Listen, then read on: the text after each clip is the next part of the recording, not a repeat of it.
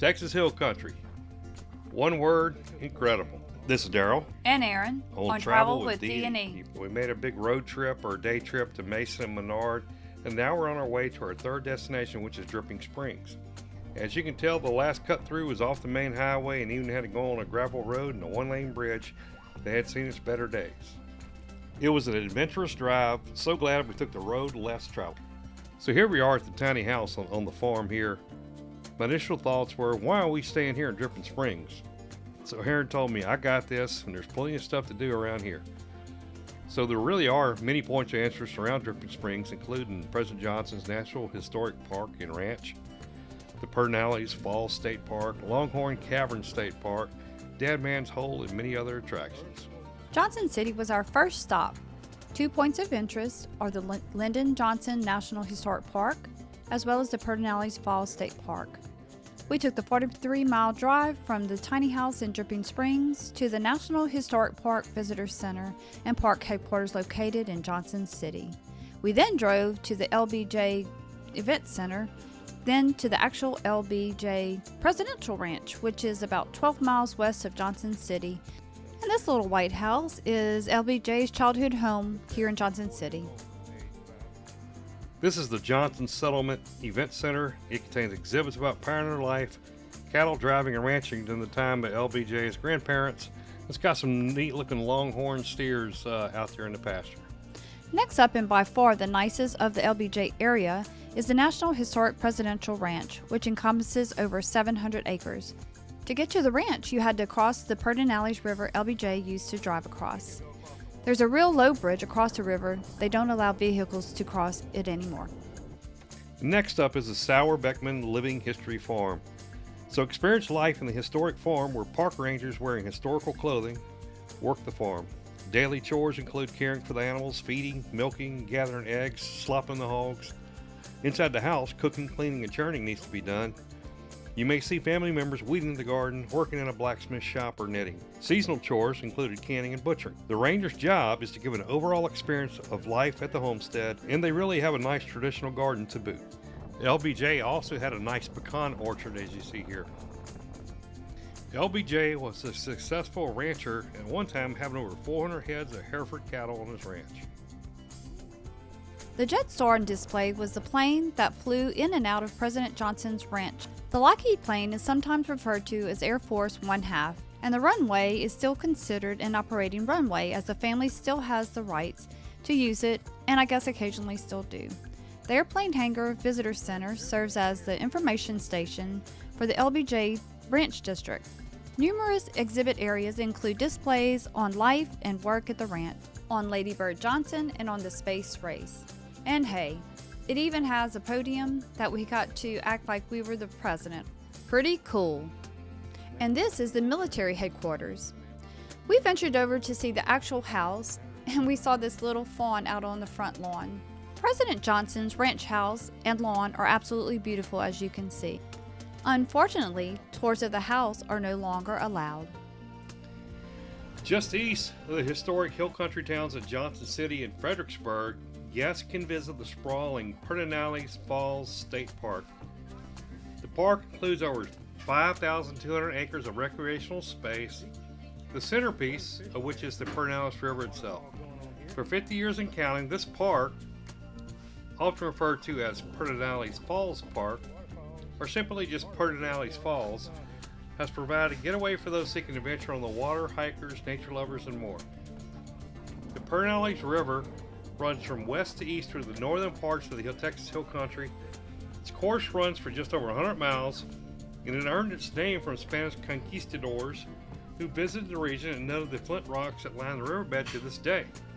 Pedernales is a Spanish term for those types of rock. As is common for rivers and bodies of reliable fresh water all over the world, the Pedernales attracted human settlement way back in history before it even had a name. I'm going to tell you, you just take a look. The Pedernales Falls is beautiful and breathtaking. It's highly recommended to see this area in person, as pictures and video just doesn't fully convey the beauty that you see there. This was during a drought, so I can't even begin to imagine. We did have some falls, streams that were not super intense, but if you just think about the way the water cuts through the rock, It's just amazing, especially if you think about during the rain season, just how strong the current must be. Our next stop was Lake Buchanan and Buchanan Dam. Lake Buchanan, a reservoir that was created in 1939 with the building of the Buchanan Dam on the Colorado River in Texas Hill Country. Lake Buchanan is the largest and first of the Texas Highlands lakes. It offers an excellent weekend or vacation destination for recreational boating, fishing, and leisure. Near Lake Buchanan was the Longhorn Caverns State Park. It's located in Burnett County, Texas. The Texas Parks and Wildlife Department is the administrator of the facility. The land for Longhorn Caverns State Park was acquired between 1932 and 1937 from private owners. It was dedicated as a state park in 1932 and in 1938 was opened to the public. In 1971, the cavern was dedicated as a national natural landmark. It was a Texas historic landmark in 1989. The park is named for Longhorn Cavern, which is a limestone cave formed by the cutting action of an underground river that receded thousands of years ago. Before the cave became a tourist attraction, it was used over the years by Native American, Confederate soldiers, and outlaws. In the late 1920s and 30s, the cavern was used by area residents as a nightclub, with shows being broadcast via radio back to San Antonio. The popular spot was known as Sherrod's Cave before it was dedicated as Longhorn State Park in November 1933. They also explored the cavern and made it accessible by removing some 2.5 tons of silt, debris, and guano, building stairs and walkways both into and outside the cavern. We last minute decided to go check out Longhorn Caverns State Park, and glad that we did. The cave system was really neat, but difficult to film in because of the darkness. Erin and I had a blast checking out the various cave designs built by nature. Definitely check this out if you're in the area. Our next area to check out is Marble Falls. It's in Burnett County as well. It was founded in 1887 by Adam Rank Stovepipe Johnson, a former Indian fighter and Confederate general. The next site we're going to look at is Dead Man's Hole. It's kind of a sinister type of Texas history. It measures 7 feet in diameter, approximately 155 feet in depth, is formed from pressure and from natural gas inside the earth. There is no report exactly how the group came upon what is now Dead Man's Hole. The area became a dumping ground for bodies of Union supporters. An oak tree once stood beside the hole that is said to have scars from ropes used in hanging during hasty and biased trials, after which the bodies were cut down and dropped directly into Dead Man's Hole. Reports vary of the body count ranging from 17 to more than 36 bodies. One of the most prominent names was John R. Scott, a judge born in New York that sought freedom in Burnett County. He had 4 sons in the Confederate Army. He was accused of expressing Union sympathy and was chased down as he attempted to flee to Mexico, and is said to be one of the bodies that was found at the bottom of Dead Man's Hole. Next up is Save the World Brewery. In 2012, husband and wife team Dave and Quinn Rathkamp decided to swap their jobs as physicians to open America's first 100% philanthropic production craft brewery. It was a lot of fun just to visit the place, and the tin looks pretty neat. We grabbed a bite at Alfredo's Mexican restaurant. It's a family-owned restaurant in Kingsland, Texas. It's been operating since 2006. The place was terrific, the food was really good, with generous servings and reasonably priced.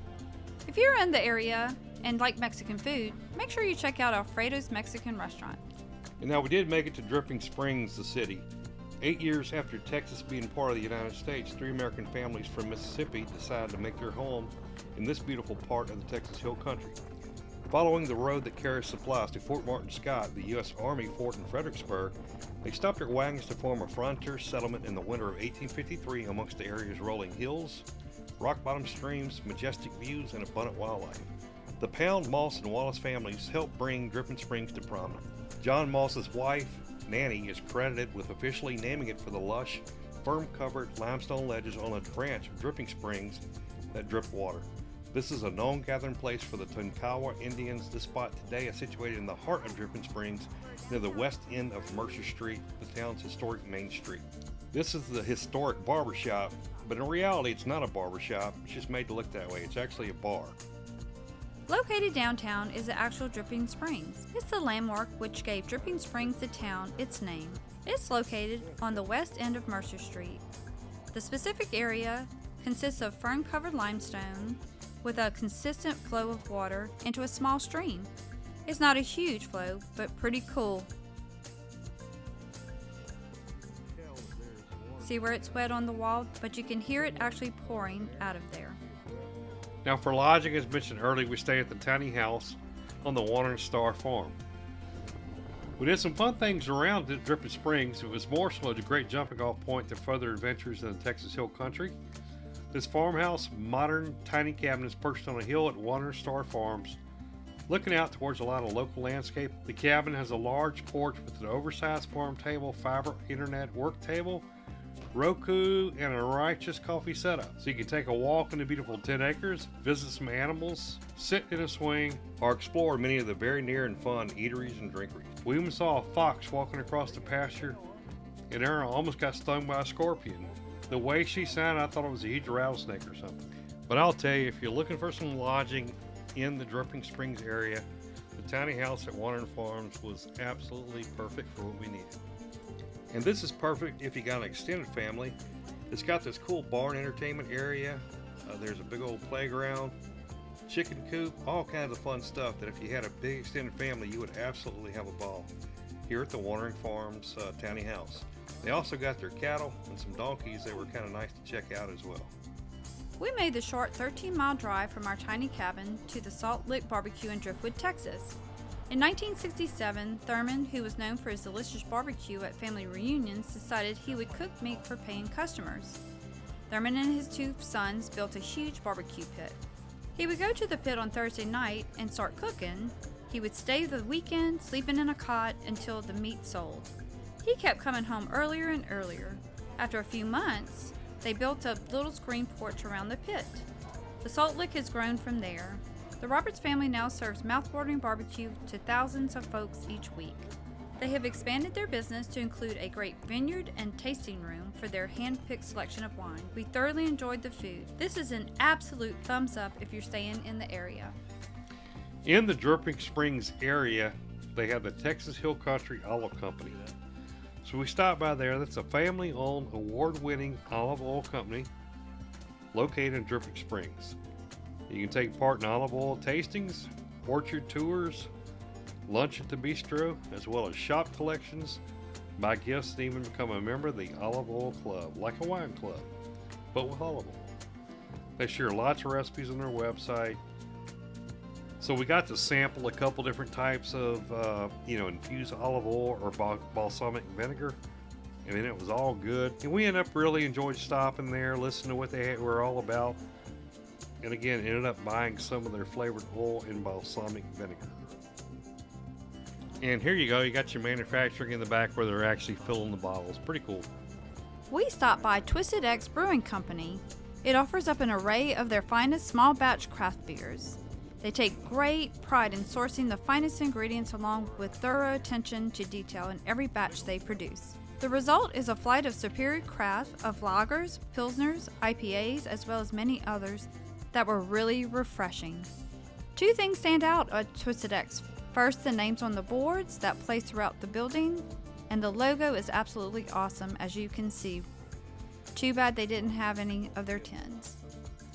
And the final place we stopped at, and it's in Driftwood Springs, is Apacon Brewing. Apacon is defined as a restorative or cordial medicine or application. If you look at the dictionary. So at Apacon Brewing Company, English ales are their specialty, and they tap fresh cask every week. And we had an absolute blast in and around Driftwood Springs. Our next destination is San Antonio, where we stayed at the Hotel Valencia downtown on the Riverwalk. We visited all the Spanish missions, and they were extremely cool to see. We had a great experience. So just want to give you a little preview of our next video, which is San Antonio. Now make memories with your family and friends.